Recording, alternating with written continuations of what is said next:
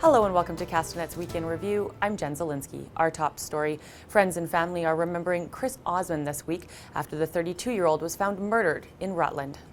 Osmond was discovered lying in a pool of blood on a sidewalk along Highway 33 around 2 a.m. Saturday morning.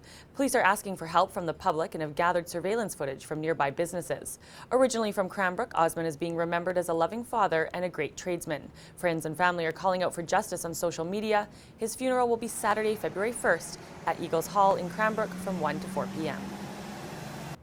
Two full-patch Hells Angels pled guilty this week for their role in a beating death of a Kelowna man nearly 3 years ago. Robert Leonard Thomas and Norman Robert Cox had originally been charged with second-degree murder and entered guilty pleas on the lesser charge of manslaughter in a Vancouver courtroom. Dane Phillips was allegedly beaten with a baseball bat back in June of 2012 near the intersections of McCurdy and Gibson Road. First-time members of the Hells Angels have been found guilty of murder in BC. They will be sentenced on Wednesday. Vernon man is being hailed a hero after coming to the aid of a couple who were rushed from their burning home. Chris Jager noticed smoke coming from the house as he drove along Highway 97 in Lake Country. He decided to investigate, and as he approached the residence, the garage burst into flames. Did an initial attack on knocking the fire down and making sure it wasn't going to spread into the other two adjoining houses. The cause of the fire is not known, but it is not considered suspicious. 4 days after rocks fell from a hillside down onto Highway 3 west of Karamias, the road has finally reopened.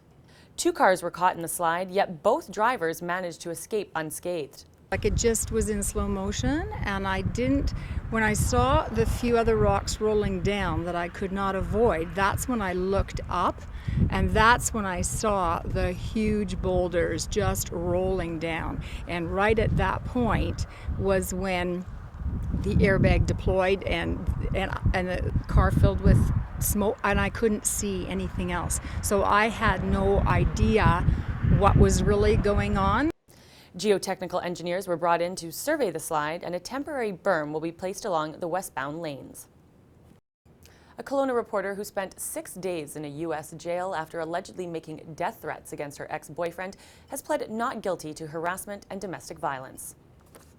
Taya McLaughlin was released on $10,000 bail and on the condition she must surrender her passport and remain in the area counties. She also signed a no-contact order in regards to her former boyfriend, Tri-Cities American hockey player Jackson Playfair. A trial for McLaughlin is scheduled for March 10th.